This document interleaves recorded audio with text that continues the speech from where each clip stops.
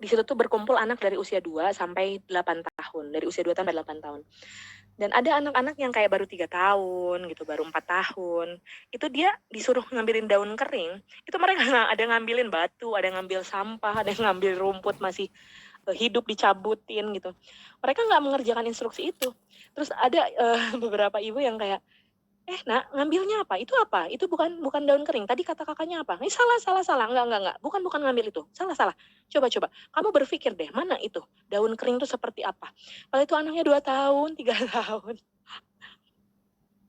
Jadi ini harus jadi ini ya, concern juga karena ternyata ada yang belum memahami bahwa di kondisi rentang usia tertentu anak, kita perlu memakai cara pandang pertumbuhan dia tuh maunya seperti apa. Nanti kita akan bahas. Bahkan ada yang kalau di waktu kemarin tuh saya lihat yang sampai dimarahi anaknya sampai murung dan nggak mau mengikuti kegiatan apapun. Saking anaknya tuh pas ngumpulin daun, dia pengennya daunnya warna-warni, sementara yang diinstruksikan daun kering gitu. Nah, anak di bawah 7 tahun aslinya tidak bisa mengikuti instruksi dengan baik sebetulnya. Kalaupun ada yang sudah bisa mengikuti ya tidak apa-apa, tapi kalau tidak bisa itu tuh normal gitu. Maunya ibu tidak sama dengan maunya anak guntreng, emosi. Standar ibu tidak sama dengan standar anak, emosi. Yang penting bagi ibu tidak sama dengan yang penting bagi anak, emosi. Ini capek. Coba slide selanjutnya.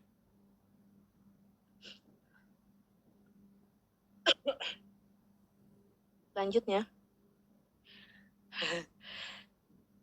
Ternyata teteh-teteh semua, ibu-ibu, kunci mampunya diri kelola emosi itu tidak berada di area teori.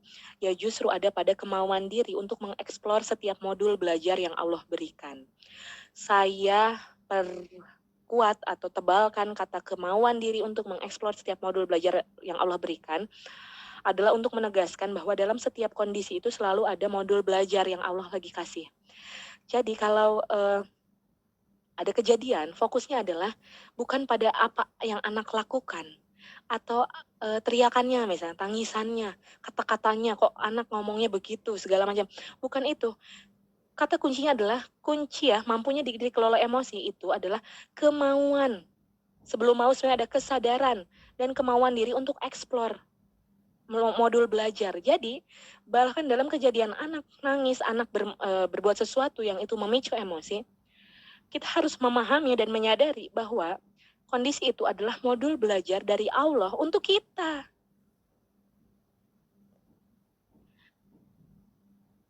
Dan hanya yang sadar aja yang mau untuk eksplor modul belajar itu. Ketidaksadaran ini akan hal ini akan membuat kita ngerasa bahwa masalahnya ada pada anak atau ada pada diri aja. Padahal masalahnya adalah dari hal yang paling dasar, yaitu tidak sadar bahwa dalam setiap kejadian di masa pengasuhan anak, masih ada anak yang kita asuh, itu setiap kejadiannya adalah pelajaran, didikan, tempaan dari Allah untuk kita supaya pantas dan layak jadi ibu dan ayah gitu kalau ada suami.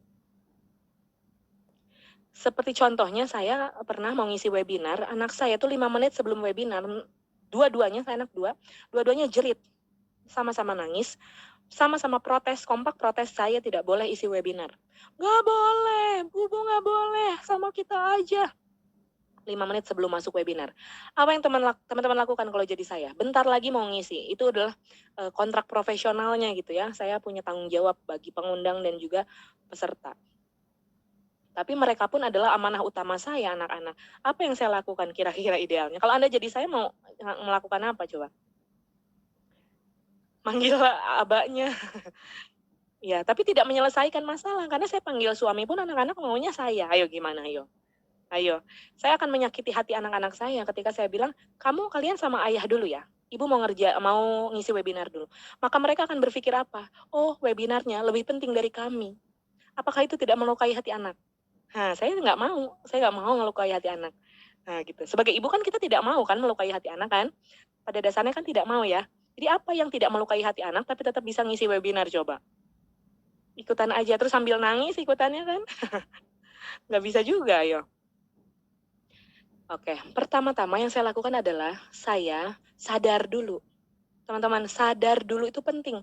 Sadar bahwa kejadian ini, sadarnya bukan tentang anak, tapi sadar bahwa kejadian ini adalah pendidikan dari Allah untuk saya.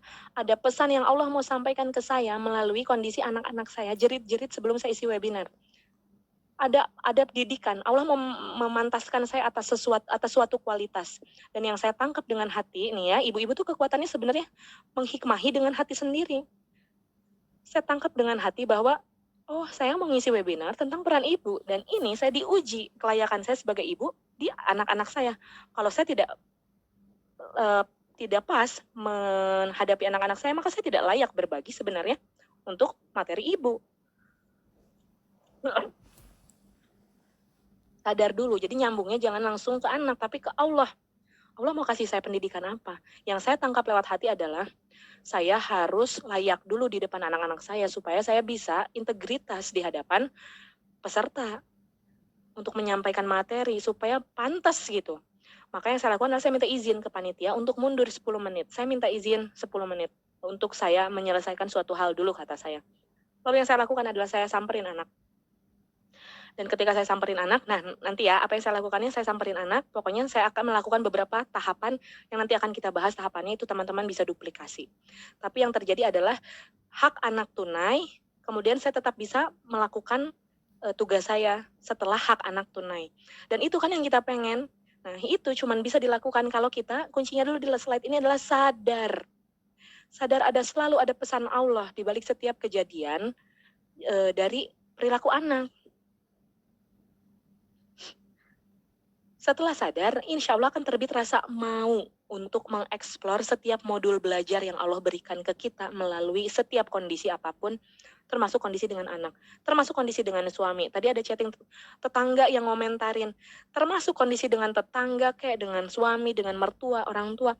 Kunci pertamanya adalah menyadari dan mau untuk memahami bahwa itu adalah modul belajar dari Allah untuk kita melalui orang-orang di sekitar kita. Pada hakikatnya semua orang di sekitar kita yang di luar diri kita itu hanya wasilah aja, hanya perantara aja untuk Allah mendidik kita mencapai suatu kualitas gitu loh. Slide berikutnya. Nah, setiap anak membawa modul belajar masing-masing untuk orang tuanya. Yang saya mempercayai begini, setiap